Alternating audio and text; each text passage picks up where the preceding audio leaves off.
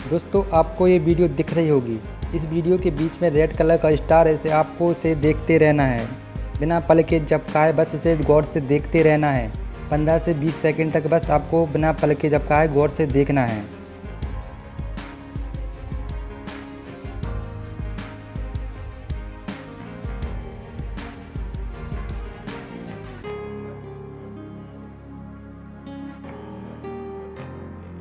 दोस्तों इसके बाद अगल बगल में कोई भी चीज़ देखिएगा तो आपको वो चीज़ हिलती हुई दिखाई देगी।